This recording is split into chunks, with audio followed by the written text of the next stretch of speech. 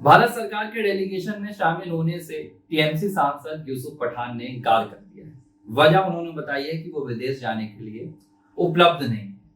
कई बातें निकल कर आ रही है। ये भी बातें निकल कर आ रही है कि भारत सरकार ने यूसुफ पठान को इस डेलीगेशन में भेजने के लिए डायरेक्ट उनसे संपर्क किया था, जिसके बाद टीएमसी ने यूसुफ पठान को मना कर दिया कि आप हमारी पार्टी की तरफ से उस डेलीगेशन में शामिल नहीं हो सकते, जिसमें दुनिया भर में जाकर बताना है कि कैसे भारत आतंक के खिलाफ कार्रवाई कर रहा है, कैसे भारत ने ऑपरेशन सिंदूर चलाया और कैसे पाकिस्तान को परास्त किया। अब जब यूसुफ पठान ने इनकार किया तो चर्चा शुरू हो गई शशि थरूर की। शशि थरूर की चर्चा यूसुफ पठान के साथ इसलिए हो रही है क्योंकि शशि थरूर के साथ भी कुछ इसी तरह के घटनाक्रम निकलकर सामने आए। भारत सरकार ने उन्हें भी ये जिम्मेदारी सौंपी कि शशि थरूर जाइए, आप भी दुनिया भर में ऑपरेशन सिंदूर की कामयाबी और आतंक के खिलाफ पाकिस्तान को एक्सपोज कीजिए।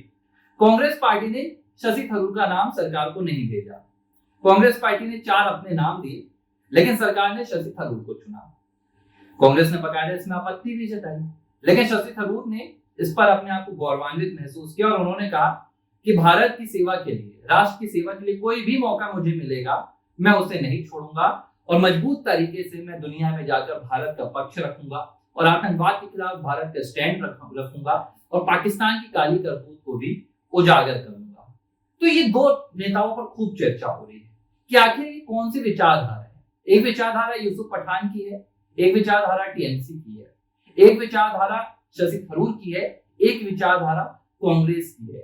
क्या राजनीति ने इन तमाम नेताओं की विचारधारा को, इन दलों की विचारधारा को इतना दूषित कर दिया है कि अब राष्ट्र हित भी इन्हें अपनी पार्टी के लिए और व्यक्तिगत तौर पर अपने लिए अहित लगने लगे हैं?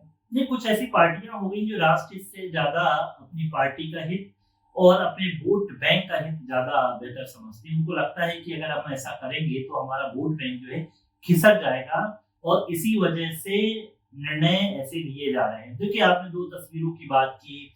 शशि थरूर का जो चयन किया गया था स्वयं भारत सरकार ने किया, जबकि जो लिस्ट कांग्रेस की तरफ से भेजी गई थी उसमें शशि थरूर का नाम भी नहीं था। यानी अलग तरीके से यहाँ पर राजनीति कांग्रेस कर रही थी और कांग्रेस से इसलिए ऐसा हो रहा था कि कांग्रेस से जो खटपट चल रही है शशि थरूर की, क्योंकि शशि थरूर जो है जो बोलते हैं वो स्पष्ट बोलते हैं और किसी भी तरह से वो दब के नहीं बोलते हैं। जो उनकी विचारधारा है, जो उनकी बात है, वो खुलकर बोलते हैं। देखिए, उनकी जो सोचने समझने की क्षमता पार्टी से ऊपर है, वो किसी वोट बैंक पे स्थिर होकर नहीं रहते। और आप भी जानते हैं कि शशि थरूर लगातार अपने संसदीय क्षेत्र से जीतते हुए लोकसभा में पहुंच रहे हैं। तो उनको अभी कुछ मैं देख रहा था, कुछ कमेंट में शशि थरूर के संपर्क में बोला तो उनको किसी को कहना था कि भाई वो पार्टी से, कांग्रेस पार्टी से अलग होकर भी जीत के दिखा रहे तो हम माने। देखिए, आजकल स्थिति क्या है कि कांग्रेस पार्टी के नाम से कितने लोग वोट देना चाहते हैं मुझे समझ नहीं आता, लेकिन मैं इतना समझता हूँ कि आज जितनी भी सीटें कांग्रेस की हुई हैं उनमें कोई एक लहर तो थी नहीं। मतलब व्यक्तिगत रूप से जो सीटें दी गई हैं वहां व्यक्तिगत भी पकड़ मायने रखती। तो शशि थरूर की चर्चा हम इसलिए कर रहे हैं कि उनका वोट बैंक तो स्थिर है, उनका स्वयं व्यक्तिगत रूप से, उनकी विचारधारा से भी वहां की जनता इत्तेफाक करती है, तो उनको चुनाव जिता रही है।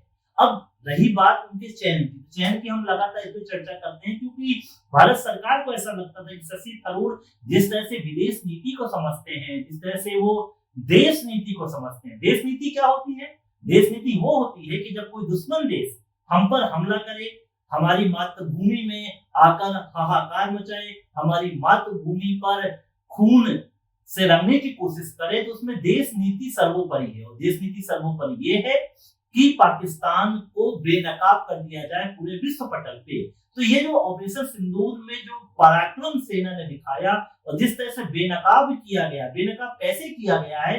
क्योंकि हमने सेना पर हमला नहीं किया है, हमने उन ठिकानों पर हमला किया है जहां पर आतंकवादी छुपे हुए थे और हमने सीधे सीधे वीडियो जारी किए हैं कि देखो ये आतंकवादी ठिकाने हैं, जिसके बारे में पाकिस्तान ने भी कहा कि हाँ हमारे ठिकानों पर जो है यहाँ पर, हालांकि वो एक्सेप्ट नहीं करेंगे कि हमारे, लेकिन हमारे जो तस्वीरें जो पाकिस्तान के चैनल से दिखा रहे थे कि किस तरह से आतंकवादी मरे हैं, तो उनकी क्या मुसलमानों में क्या होता है उनकी मुझे समझ में नहीं आता, ज्यादा बात नहीं करता। अंत्येष्टि वगैरह में जो उनकी प्रक्रिया होती है, जनाजे में पूरे उनके सैनिक थे, खड़े हुए थे, आर्मी के लोग खड़े हुए थे। तो ये बेनकाब करने की जो तस्वीर आई है वो भारत ने कर दी। तो अभी डेलीगेशन निकल के सामने आ रहा है, भारत को रिप्रेजेंट कर रहा है। तो दो तस्वीरें, एक शशि थरूर जो गौरवान्वित महसूस कर रहे हैं, प्राउड महसूस करें कि मुझे भारत की सेवा करने का मौका मिला, और एक वो है अपने यूसुफ पठान जो ट्वीट कर रहे हैं कि मैं उपलब्ध नहीं होगा वहां जाने के लिए। और जैसे हमने बताया कि टीएमसी भी कहती कि हमारी पार्टी से पूछा, यूसुफ पठान नहीं था, कोई दूसरा व्यक्ति भेजा जा सकता था, लेकिन टीएमसी ने इस पे नहीं बात की और कहा ये भारत सरकार का मसला है। विदेश नीति क्या है? भारत सरकार का मसला है। भाई भारत सरकार का मसला नहीं है, ये देश का मसला है। देश का मसला ये है कि जैसे 9 रत्न होते थे, 9 रत्नों की बात आती थी कि 9 रत्नों की हम पकड़ करते हैं, हमारे रत्न हैं, ये भारत के रत्न हैं। देखिए, जब आप बतौर सांसद शपथ लेते हैं तो वहां पर आपकी पार्टी का जिक्र नहीं होता है। जो शपथ रहती है, ठीक बात, उसमें आप भारत में शपथ लेते हैं, भारत के संविधान की शपथ लेते हैं, गोपनीयता की शपथ लेते हैं। यूसुफ पठान हो या शशि थरूर हो, इन्हें इस बात को बड़ी बात ही समझना चाहिए था। जो बात शशि थरूर ने समझी कि मैं यहाँ पर किसी पार्टी के धर्म को निभाने के लिए नहीं जा रहा हूँ। पार्टी का धर्म जब निभाना होता है तब चुनाव का मौका होता है। हम वहां पर बखूबी भाजपा हो, सरकार हो, सबकी खामियां उजागर करते हैं और करना भी चाहिए।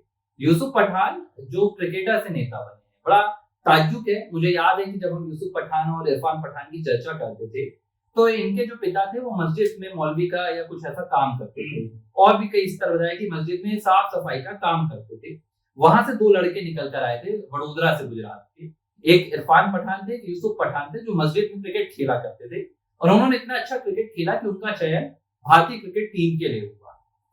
कई बार इन्होंने भारत को क्रिकेट भी जिताया है, भारत ने इन्हें गले लगाया है, भारत ने कभी इन्हें मजहब के आईने से नहीं देखा। भारत ने हमेशा इन्हें देखा कि ये देश के 2 बेटे हैं जो देश के लिए खेलते हैं। जब राजनीति में यूसुफ पठान उतरे, इरफान पठान तो आज भी क्रिकेट से जुड़े हुए हैं, यूसुफ पठान को उसी तरह से बंगाल की जनता ने अपनाया, उनका स्वागत किया कि आइए, आपका राजनीति में स्वागत है, आप टीएमसी से आ रहे हैं, लेकिन आपने देश के लिए खेला है, आपको जिताया जाएगा। यूसुफ पठान को जिताया जाता है। एक तस्वीर तब निकल कर आती है जब वक्त के समर्थन में बंगाल में हिंसा हो रही थी, और यूसुफ पठान उसी सुबह एक तस्वीर यहाँ पर सोशल मीडिया पर पोस्ट करते हैं जिसमें वो बताते हैं कि देखिए क्या मैं आनंद ले रहा हूँ चाय का। तब भी इस पर जमकर सवाल उठे थे, खुद टीएमसी के नेताओं ने सवाल उठे थे कि भाई यूसुफ पठान आखिर आप कर क्या रहे हैं, यहाँ हिंसा भड़क रही है और आप तस्वीर डालकर और राजनीति को भड़का रहे हैं, आप कभी अपने संसदीय क्षेत्र में नहीं पाए जाते हैं, ये किस तरह का आप काम कर रहे हैं। और अब जब यूसुफ पठान से ये पूछा गया कि क्या आप भी जाएंगे, आप भारत का यहाँ पर रिप्रेजेंट करने जाएंगे, मैं आपको बता रहा हूँ यूसुफ पठान की अगर आप सोशल मीडिया खंगालेंगे तो आप देखेंगे कि यूसुफ पठान लगातार मुस्लिम देशों के दौरे करते रहते हैं। अब यूसुफ पठान एक क्रिकेटर के तौर पर दौरे करते हैं, लेकिन वो एक सांसद भी हैं। यूसुफ पठान क्या बताते हैं कि वो किस मसले से जाकर देशों का दौरा करते हैं, कभी अरब जाते हैं, कभी दुबई जाते हैं, कभी नहीं बताते। तो ये अपने आप में एक अजीब बात है कि आपको जब भारत सरकार नहीं भेजती है, आपको जब पार्टी नहीं भेजती है, तो आप व्यक्तिगत तौर पर दूसरे देशों का दौरा करते हैं, वहां के समुदायों से मुलाकात करते हैं। लेकिन जब भारत से आपको जाकर आतंकवाद के खिलाफ करना है, तो क्या यूसुफ पठान ये कह रहे हैं कि नहीं भैया हम आतंकवाद के खिलाफ नहीं बोलेंगे, हम पाकिस्तान के खिलाफ नहीं बोलेंगे, ये समझा जाए। तो यूसुफ पठान नहीं तो फिर कोई टीएमसी का और नेता भेज देते, ये भी करने की बात नहीं है।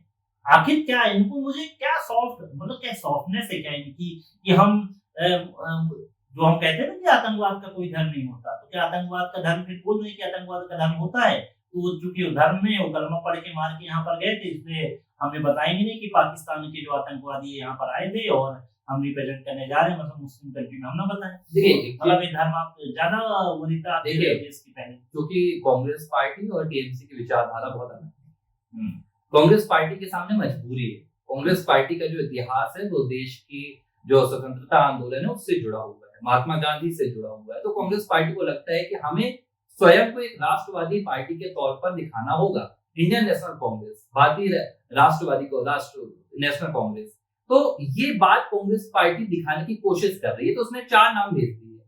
अब उन 4 नामों में कांग्रेस पार्टी ने एक ऐसा नाम भेजा था जिसे लेकर असम के मुख्यमंत्री हिमंता बिस्वा शर्मा लगातार सवाल उठा रहे कि इन सांसद ने अभी पाकिस्तान का दौरा किया था। अब कांग्रेस पार्टी उस नेता को भेजना चाह रही है। टीएमसी ने सीधे सीधे मना कर दिया। टीएमसी जानती है भाई हमारा वोट बैंक इतना है, हमें देश की राजनीति करना नहीं है, तो ठीक है हम इतने में सीमित हैं। कांग्रेस पार्टी को देश की राजनीति करना है, तो बेमन ही सही उन्होंने 4 नाम दे दिए, और ऐसे नाम दिए जो जाते तो भारत की पता नहीं यहाँ पर समर्थन करते, भारत को ऊपर से कहीं ना कहीं विरोध यहाँ दर्ज करा हुआ आते। तो राहुल गांधी क्या करते हैं, अपने विदेशी दौरे पर जाकर भारत के संविधान पर प्रश्न चिन्ह खड़ा करते हैं, देश के लोकतंत्र पर प्रश्न चिन्ह खड़ा करते हैं। लेकिन जब भारत ने मौका दिया कि जाइए भारत का समर्थन कीजिए, भारत का पक्ष रखिए, तो आपने हाथ पैर पीछे खींच ली। नहीं, ऐसे अवसर पर तो ऐसा लगता है कि जब मौका मिल जाए, मतलब ऐसी विचारधारा होनी चाहिए कि हमको मौका मिलता तो हमारे लिए बेहतर होता। जैसे ओवैसी जैसे लोगों को मौका मिला तो वो प्रेस कॉन्फ्रेंस कर रहे हैं, शशि थरूर गौरवान्वित महसूस कर रहे हैं। तो जब भारत को रिप्रेजेंट करने का, देखिए भारत को रिप्रेजेंट का मतलब है, जब क्या वो यूसुफ पठान भारतीय टीम से खेलते थे उनको घर महसूस नहीं होता कि हम भारतीय टीम है। रणजी में खेलते खेलते थक गए थे, जब बुढ़ापा आ रहा था तो उनको एक मौका मिला उस मैच खेलने का, ज्यादा उनका कैरियर बड़ा तो रहा नहीं है, तो मौका मिला तो गौरवान्वित तो महसूस हुआ कि भारतीय टीम में उनको खोलने का मौका मिला। या फिर सिर्फ एक ठप्पा लगाना चाहते थे, पैसे के लिए खेलना चाहते थे। तो भाई ये देखिए कि वही मौका है, जब आप क्रिकेटर के तौर पर खेलते हैं, भारतीय टीम का प्रतिनिधित्व करते हैं, तो आपको गौरव महसूस होता है।